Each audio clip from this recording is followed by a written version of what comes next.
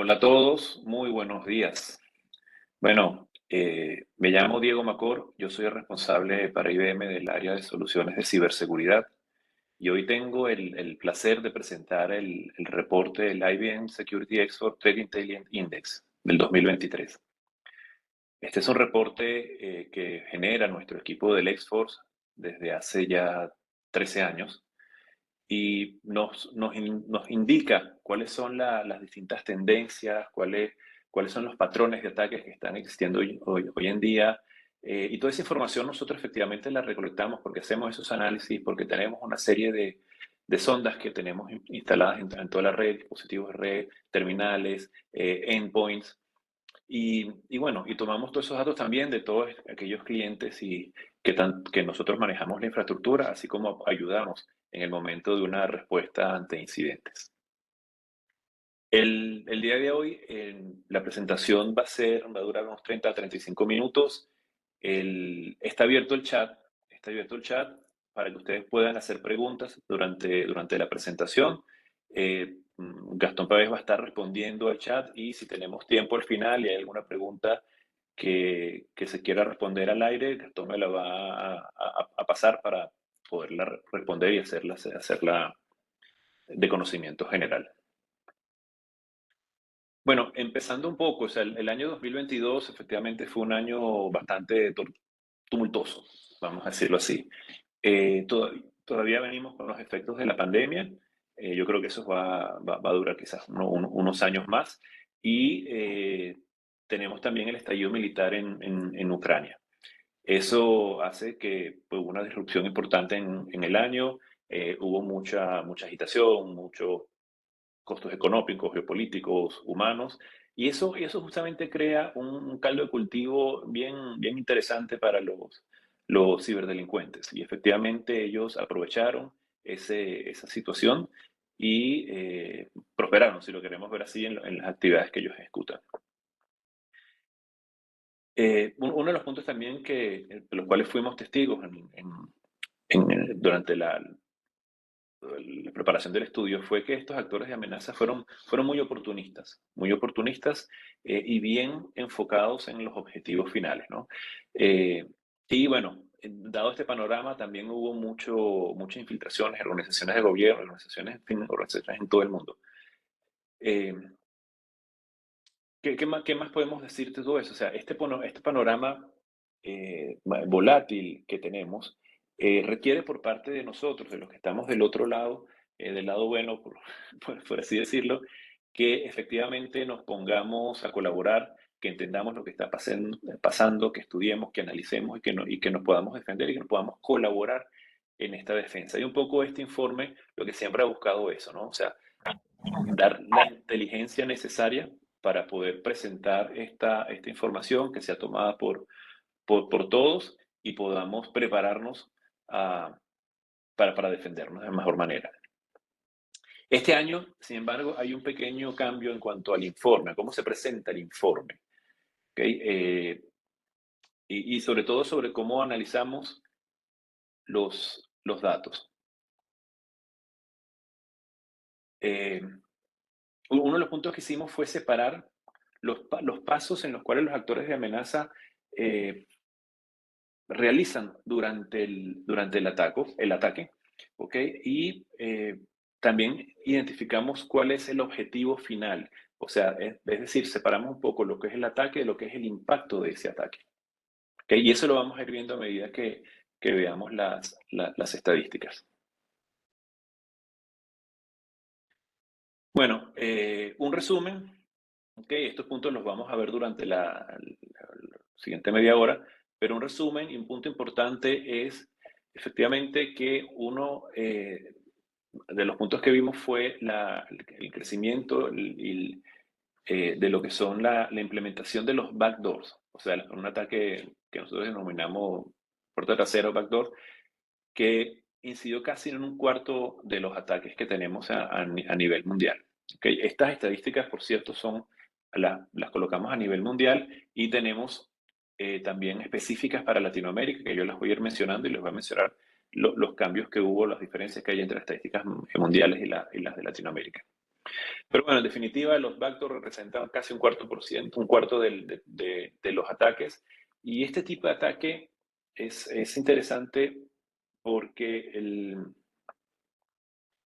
este malware, en definitiva, nosotros lo identificamos así porque se genera el ataque, se instala ese backdoor y ese backdoor no es utilizado por los cibercriminales para ejecutar el ataque de forma inmediata. Lo que hemos visto es que este backdoor le dan más valor a los atacantes, dejarlo implementado e ir al mercado negro, a la dark web y vender este tipo de accesos. Entonces hemos visto mucho crecimiento en todo lo que son transacciones, todo lo que son la venta de backdoors específicos para ciertos clientes, ciertas empresas, ciertos dispositivos. Entonces esto se ha vuelto como un comercio precisamente para esto. Uno de los malware que ayudó mucho a la implementación de estos backdoors fue justamente el Notet, que es, como sabemos, un malware principalmente financiero, pero que también ayuda mucho a la implementación de lo que son el mismo ransomware o el backdoor. ¿Okay? Nosotros vemos, imagínense que este Motet representó un 17% de los ataques, o sea, un factor bastante, bastante importante. Por otro lado, cuando hablamos de la parte del phishing, o sea, cuáles son las técnicas de acceso inicial, nosotros, y uno de los cambios que tenemos, adoptamos las técnicas que tenemos en el Mitre Attack para justamente rastrear, ¿ok? Cómo los actores de amenaza obtienen acceso a las víctimas. Y descubrimos efectivamente que la parte de phishing sigue siendo el vector principal de infección, con un 41%, y la explotación, o sea, el porcentaje de las aplicaciones en un 26%. Luego, encontramos la extorsión, y este es otro punto interesante a mencionar, y estas son las acciones que generan los actores de amenaza, ¿no? La extorsión representó un 27% de los casos, por lo menos en los casos que nosotros apoyamos en la respuesta del incidente. Y ese es un número bastante, bastante alto. Ese número sigue creciendo con respecto a los años anteriores. Eh, y la extorsión, la verdad, hay distintos métodos y están aplicando, además del mecanismo tradicional de extorsión, se están implementando mecanismos adicionales para buscar presionar no solo a la empresa a la cual están ejecutando el ataque, sino a sus clientes, a sus proveedores, y a los mismos empleados, ¿no? Entonces lo que hacen es utilizar esta información que ellos encriptan, la, la, la, la, la, también la toman, muestran cierta información para que sean los mismos clientes, proveedores, los mismos empleados de la empresa que presionen a la empresa para que puedan pagar el rescate que se está pidiendo. Una de las empresas más afectadas, o la más afectada, una de las industrias más afectadas fue la de manufactura. La manufactura representa un 30% de los ataques en manufactura representan extorsión. Esto lo vamos a ver un poco más adelante también, pero principalmente porque el área de manufactura es bien poco sensible a poder parar una operación. O sea, ellos necesitan seguir con la continuidad operativa y por eso se han vuelto un blanco importante de los cibercriminales, porque al tener esta necesidad para continuar con la operación y tener porcentualmente menor nivel de ciberseguridad que en otras industrias, como la industria financiera, por ejemplo, entonces lo hacen un target bastante apetecible. Bueno, hablemos un poco sobre las acciones que les había comentado anteriormente. Eh, en estos casos vemos que habíamos hablado que los backdoors efectivamente representaban un 21% en cuanto a los ataques que existen, y estos backdoors efectivamente iban hacia la búsqueda de vender el acceso. En otro estudio que nosotros nosotros analizamos qué es lo que se está vendiendo en la dark web, y para hacer una comparación, podemos ver que el costo, por ejemplo, el costo de una tarjeta de crédito, el costo de los datos de una tarjeta de crédito se puede considerar alrededor de los $10 cada uno. Cuando vamos a conseguir los datos de un backdoor ya implementado, los costos pueden llegar hasta $10,000. Entonces, y esto, bueno, se hace, como muchos deben saber, esta transacción se genera en la dark web y con sistemas parecidos a los tradicionales que nosotros tenemos de e-commerce. Y también hay procesos en donde estos ransomware como servicio, estos hackers como rentados, digamos, criminales rentados, le permiten a muchas otras eh, empresas o atacantes, le dan un acceso mucho más fácil, ¿no? Porque tú vas y pides un servicio que sea un ataque. Eh, otro de los puntos importantes es que el ransomware efectivamente disminuyó con respecto al año anterior. Sin embargo, un tema importante, si bien el ransomware disminuyó porcentualmente, los ataques en ransomware se han vuelto mucho más precisos, ¿ok? Mucho más fuertes, si lo queremos llamar así. Y uno de los puntos importantes es que hubo una reducción exponencial en todo lo que es el tiempo para la generación del ataque. O sea, nosotros estamos hablando que un despliegue de un ransomware promedio el año pasado y el año anterior todavía estaba cerca de 1 o 2 meses, por decirlo así, y hoy en día estamos hablando prácticamente 4 o 5 días en el cual se puede generar pueden desde que hacen el ataque, desde que se implementan hasta que hacen el ataque, se generan 4 días, con lo cual el tiempo de reacción de las empresas es cada vez menor. Uno de los puntos que también estamos observando es que el ransomware, al ser más agresivos, también buscan lo que es la parte de infraestructura subyacente, todo lo que son los controladores de dominio, los hipervisores. Entonces hay mucho ataque en esa parte de esa infraestructura. O sea, efectivamente lo que nos dice es que tenemos que irnos a cuidar también esas áreas. Sobre los vectores de ataque, habíamos dicho también en el resumen que nos adaptamos a lo que es las técnicas indicadas por el Mitrattack para rastrear estos actores de amenaza y cómo tienen los sistemas de las víctimas. Pero bueno, en definitiva vemos que el phishing y la explotación de las vulnerabilidades se han clasificado constantemente como los principales vectores de ataques. En la lámina vemos, en el gráfico vemos, en la pantalla vemos que el 41% de estos ataques son efectivamente vienen por el lado del phishing. De ese tipo de phishing, muchos de esos ataques, el 62%, provienen de ejecución de archivos, de archivos, ¿no? En un pequeño porcentaje de enlaces que llevan un archivo, pero efectivamente seguimos dándole clic a los documentos y ahí es donde se instala el ransomware. ¿Ok? Por otro lado, habíamos hablado también de todo lo que es la parte de la explotación de las aplicaciones por tema de las vulnerabilidades. Eso también lo vamos a hablar un poco más adelante, pero principalmente las vulnerabilidades siguen creciendo. El número de vulnerabilidades, eso ha sido una constante. O sea, y la verdad, si lo pensamos, eso va a seguir creciendo porque cada vez la superficie de ataque aumenta, porque cada vez tenemos más dispositivos, cada vez hay más aplicaciones. Entonces, evidentemente, esas aplicaciones o dispositivos van a ver vulnerabilidades, van a crecer. Eh, pero bueno, hemos visto que no todas las vulnerabilidades son afectadas. De hecho, la cantidad de incidentes en los cuales nosotros estuvimos trabajando, eh, que vienen, que terminan siendo explotada una vulnerabilidad efectivamente, disminuyó notablemente de un año contra otro. Eh, Habíamos dicho que esto de las vulnerabilidades, que son cifras récord, todos los años, la verdad. Yo he tenido la suerte de presentar este informe 3 años y los últimos 3 años siempre digo la misma frase, o sea, tenemos récord en nuevas vulnerabilidades. Pero bueno, la buena noticia dentro de la mala es que efectivamente la cantidad de vulnerabilidades que al final se utilizan para generar un ataque son menos. ¿Okay? De hecho, y ha ido disminuyendo, ¿okay? Con respecto a los años. Allá por el 2018 era el 36% de generar vulnerabilidad, hoy en día estamos en un 26%.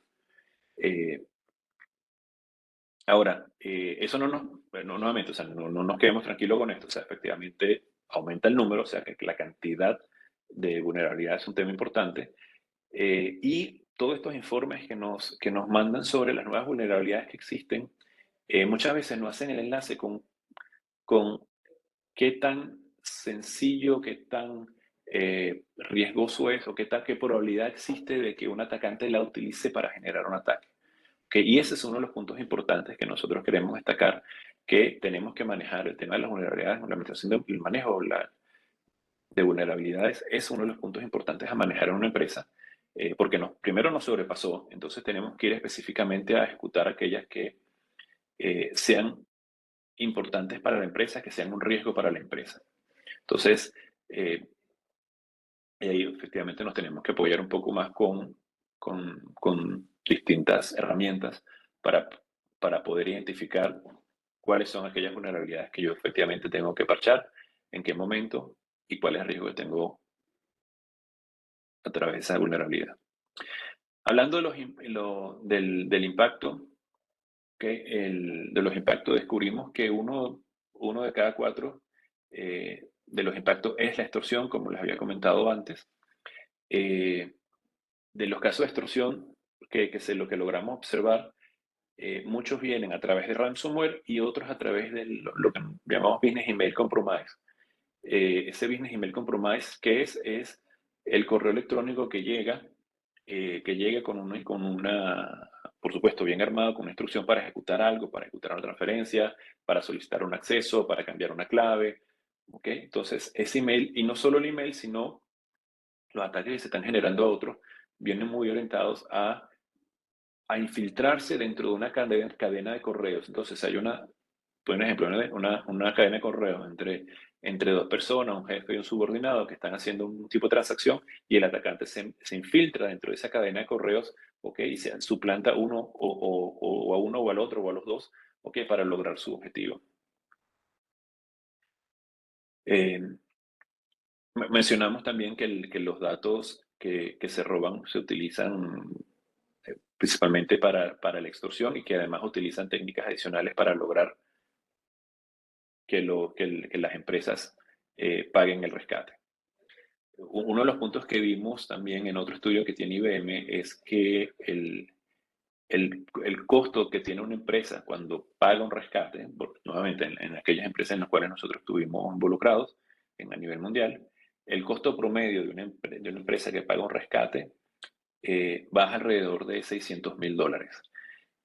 Sin embargo, eso no incluye los costos del rescate como tal, o sea el resto de los costos en cuanto a la respuesta al incidente, los costos de respuesta al incidente. El costo promedio de pago de rescate está cerca de los $800,000, con lo cual muchas veces, en muchos de los casos, no fue rentable, digamos, pagar el rescate. Entonces, desde el punto de vista financiero, la matemática no da para pago de rescate y en distintos de los países hay distintas legislaciones que no permiten hacer este tipo de actividad, ¿no? de pago. Eh, sigamos adelante. Perdón, aquí estamos. Y hablemos un poco del ransomware. Hemos dicho que el ransomware se había reducido un poco del 21% del año pasado al 17% de este año, y que eso no significaba efectivamente que la amenaza hubiese disminuido. Eh, Estos operadores de ransomware se han vuelto mucho más eficientes en cuanto al trabajo que hacen. eh, Buscan optimizar el ROI del ataque, si lo queremos ver así, en cuanto a la selección del target, en cuanto al tiempo en el cual genera el ataque y en cuanto al retorno del ataque. En cuanto al retorno del ataque. Uno de los puntos interesantes es que este año conseguimos 19 variantes de ransomware frente a las 16 que conseguimos el año pasado. Esto principalmente se debe a que hubo se generaron muchos códigos que vienen de otros ransomware. Esto es, se utiliza principalmente el mismo código fuente y se reutiliza para otros ataques. Pero eso vino principalmente por todo el conflicto en Ucrania, que se generaron muchos ataques para el tema del conflicto en Ucrania, y después ese tipo ransomware también se modificó para ir al resto del mundo, a instituciones tanto gobierno como empresariales. Eh, una de las variantes más importantes que encontramos fue efectivamente el Lockbit, representando un 17% de los incidentes de ransomware observados. Este subió mucho con respecto al año pasado. El año pasado estaba cerca de un 7%. Eh, Otro de los puntos también que encontramos en el estudio, que muchos de los ataques de ransomware, de los casos de ransomware que tuvimos, ya sea de WannaCry o Ryuk, vienen o fueron, resultados de infecciones que habían sido ocurrido hace de 3 a 5 años atrás. Infecciones que ocurrieron en equipos que no tenían parches y en equipos que notablemente no existía un buen manejo de lo que era la parte de vulnerabilidades. Ahora cambiamos un poco a la parte de tendencias geográficas. Eh, la región de Asia-Pacífico efectivamente fue la región más atacada a nivel mundial. Repite con respecto al año anterior. Principalmente es Japón el país más atacado. Emotet también en Japón tuvo, tuvo mucha, tuvo mucha fuerza, y también se repite que la industria de manufactura en la región de Asia Pacífico contó con el 48% de los casos. Este es un número mucho mayor que el promedio. O sea, la verdad que la región de Asia Pacífico fue la más atacada. La industria de manufactura de Asia Pacífico fue la más atacada.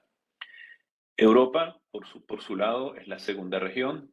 Eh, Hubo un despliegue importante en todo lo que son la implementación de backdoors, eh, justo después de que Rusia invadiera a Ucrania. Eso representó cerca del 21% de los casos de la región, y el ransomware representó el 11%. Fíjense que ahí hay una diferencia importante entre uno y el otro. Eh, por otro lado, tenemos que la extorsión en Europa representó un 40%, 44% de los casos de observados, llevándola a ser la primera región en extorsión a nivel general. Por otro lado, en América del Norte se observa un ligero aumento en lo que es las cantidades de incidentes, pasando de un 23 a un 25%. Hubo muchas empresas en el área de energía, recordemos toda la parte de Colonial Pipeline y todo esto, que constituyeron un 20% de los dos ataques que observamos a través del X-Force. Y ahora sí, vámonos hacia nuestra región. Nuestra región de América Latina efectivamente desafiaron las tendencias globales, porque no fue exactamente igual, o no siguió la misma tendencia que a nivel mundial. Este año difiere un poco más que lo que era el año pasado. La industria que, que fue más golpeada en Latinoamérica fue la industria de comercio minorista y mayorista, con el 28% de los casos que vimos.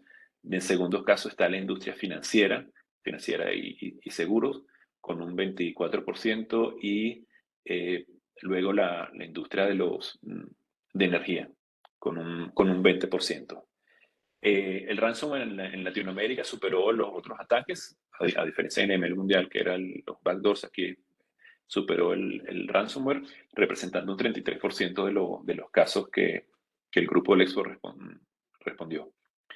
La implementación de backdoors representó un 16%, mientras que todo lo que es la parte del business email compromise y el secuestro de los hilos de correo que les había comentado antes representan un 11% de estos casos.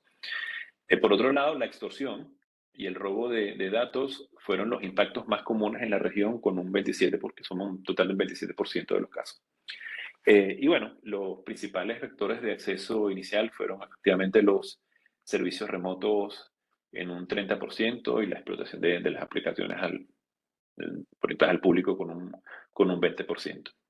Como vemos y repetimos, entonces fue la industria del retail mayorista y minorista con 28%, finanzas, manufactura eh, y energía, y el año pasado había sido manufactura primero, retail y finanzas después. Entonces vimos también que hay un cambio interesante en esa composición.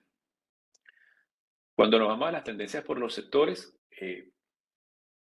la industria de manufactura fue la industria más atacada a nivel mundial. Habíamos expuesto el caso. Ellos la verdad es que tienen poca disposición a bajar las operaciones, con lo cual tienden mucho más, los atacantes vieron un área fértil como quizás no área fértil, pero sí un área con mucha más ventaja para poder atacar. Eh, y bueno, a nivel mundial representaron el 28% de los incidentes contra un 23% del año pasado.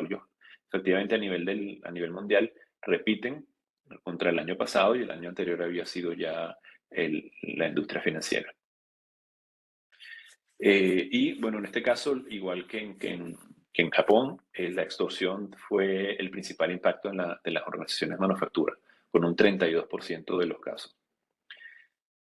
Después vemos el área de finanzas y seguros. El área de finanzas y seguros es un porcentaje que disminuyó con respecto al año pasado, eh, porque bueno, los atacantes efectivamente se movieron hacia otras organizaciones.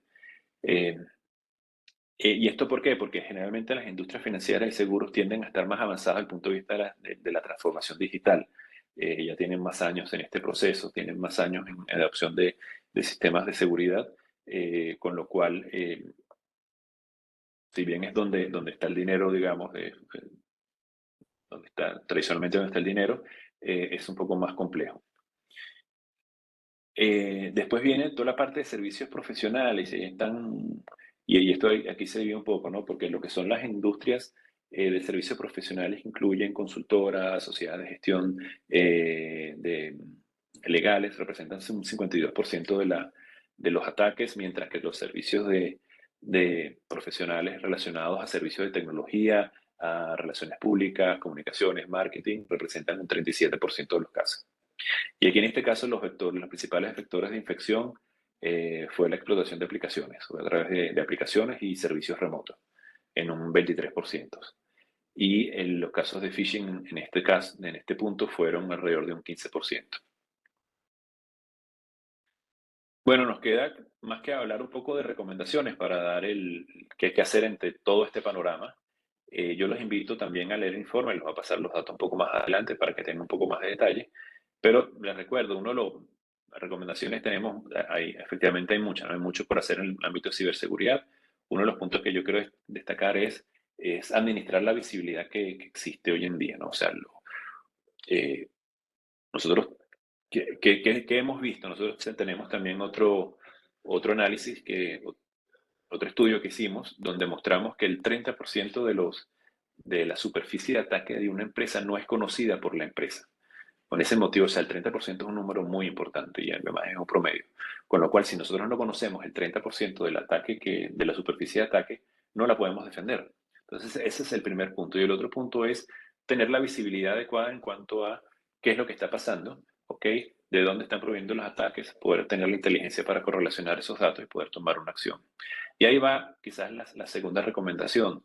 El- los ataques son inevitables, o sea, los incidentes los estamos analizando todo el día. Los incidentes, si no respondemos ante ellos, pueden generar efectivamente un ataque, una pérdida de información, un caso de extorsión, de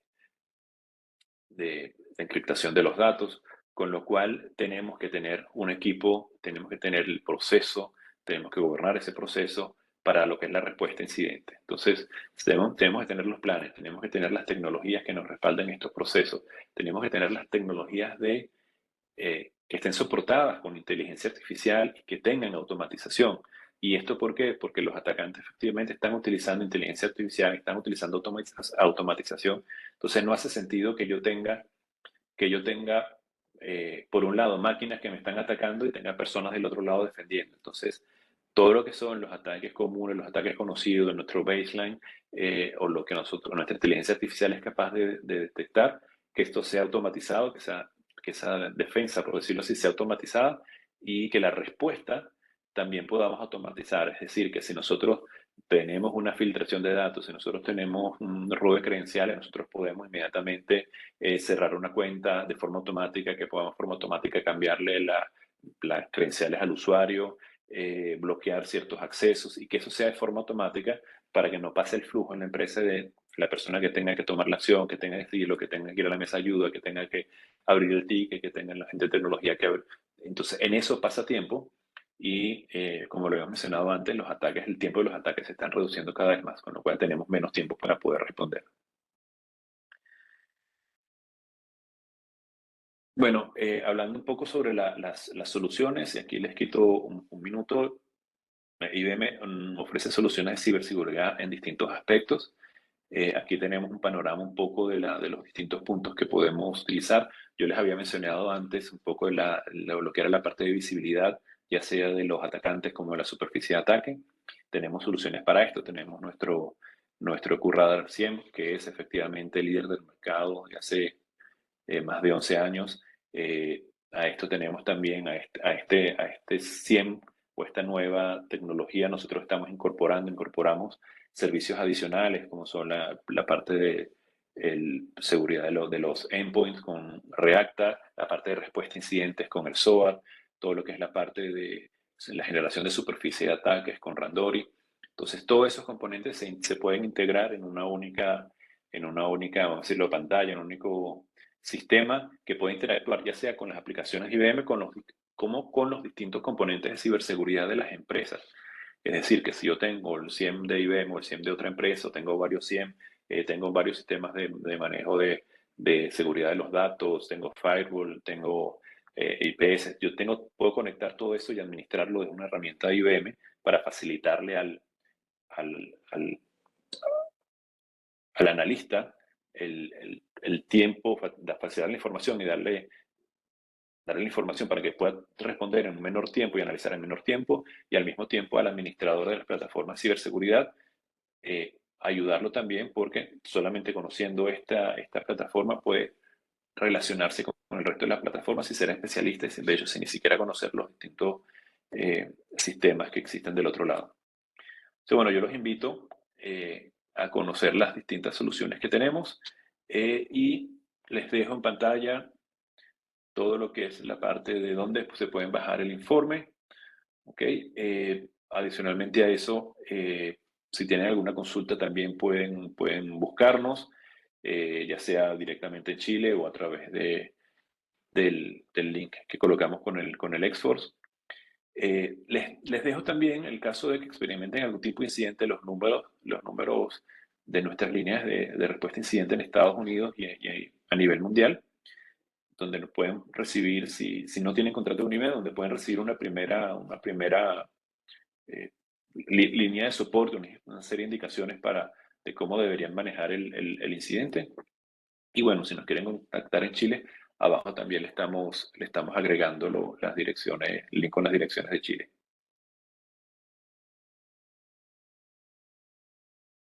Bueno, si alguien quiere mandar una pregunta, nosotros estamos acá, si lo hicimos a tiempo, tenemos unos minutos para poder responder. Y uno de los puntos que hacen es, aquí dice, ok, ¿cuál es la diferencia entre los distintos informes de las distintas empresas de ciberseguridad? Bueno, hay varias empresas de ciberseguridad que generan informes de este tipo. Eh, Nosotros, junto con otras dos o tres, tenemos ya más de una década generando los informes, con lo cual tenemos toda la historia y toda la metodología. Hay empresas que empiezan recientemente, y cada uno enfoca en base a lo que quiere. Hay empresas locales, por lo menos en Chile y en los distintos países de la región, donde se focalizan mucho sobre los incidentes que ellos ven dentro de su infraestructura y con los distintos proveedores de seguridad que trabajan, y entonces generan ese tipo de informe. Efectivamente no hay una entidad, no es que los actores de amenaza se inscriben y colocan lo que están haciendo y lo que no están haciendo a nivel mundial, con lo cual los informes, cada uno ve efectivamente lo que tiene y con quién se relaciona. Eh, lo que sí les puedo decir es que más o menos los informes, por lo menos los cuatro que yo he leído, también informes de otros colaboradores, coinciden con el ransomware, coinciden con los tipos de ataques, coinciden con las frecuencias, con las vulnerabilidades. O sea, quizás los datos no son exactamente iguales, pero cuando uno los revisa en cuanto a posiciones, si lo queremos ver así, la verdad son bastante similares. Eh, Diego, aquí hay una pregunta en el chat y nos Perfecto, preguntan, aquí está, preguntan sí. si QRadar opera como NDR y como SIEM. Tal vez ahí puedes contar un Sí, poco de nuestra claro. plataforma de gestión ante amenazas. Claro. Bien, nosotros tenemos el QRadar nació en IBM, nació en IBM como efectivamente como un SIEM. O sea, QRadar es el nombre de nuestro SIEM y nosotros hemos ido llevando ese nombre a través del tiempo e hemos ido incorporando nuevas funcionalidades que con el mismo nombre QRadar. De hecho, es QRadar NDR es una de las funcionalidades adicionales y esa funcionalidad lo que hace precisamente es revisar el tráfico en la red. ¿Ok? Entonces, uno tiene el QRadar y en lo que es nuestra plataforma de SIEM y habilitas o no el componente que te hace el análisis del tráfico en la red. Y entonces lo que hace es correlacionar todos esos eventos. Así como tenemos ese, también tenemos el mismo SOAR que se puede integrar. Tenemos el mismo Randori, que es la parte de superficie de ataque, que también se integra con el SOAR y con el SIEM, con el SIEM y con el SOAR. Y así tenemos los distintos componentes, también la parte del manejo de endpoints, también los podemos conectar con el QRadar. Ahora, nosotros sabemos que no todos tienen QRadar por ahora y que tienen otros sistemas. Entonces, nosotros creamos una plataforma basada en OpenShift, en la cual nosotros podemos conectar todos estos sistemas y administrarlos desde ahí. Entonces yo puedo tener uno o varios 100 distintos, puedo tener distintos componentes conectados a esta plataforma y yo administro toda la plataforma. Eso también se llama QRadar. Para nosotros es Cloud for Security, que es como una plataforma integral donde colocamos todo esto y además agregamos funcionalidades específicas en la plataforma. Y de hecho, una de las funcionalidades más interesantes de la plataforma es la pregunta si yo estoy afectado. Es decir, si yo veo un indicador de compromiso, generalmente lo que tengo cuando tengo un indicador de compromiso, generalmente abro un ticket en una tiquetera y le pido a los distintos responsables de las áreas que vayan a los IPs, a los firewall, a los distintos componentes a revisar si ese indicador de compromiso está presente. En este caso, con la plataforma, lo que yo le hago la pregunta, yo le pregunto, oye, yo estoy afectado y es la plataforma la que empieza a relacionarse con los distintos componentes y a revisar si efectivamente está o no está afectado por ese indicador de compromiso. Eh,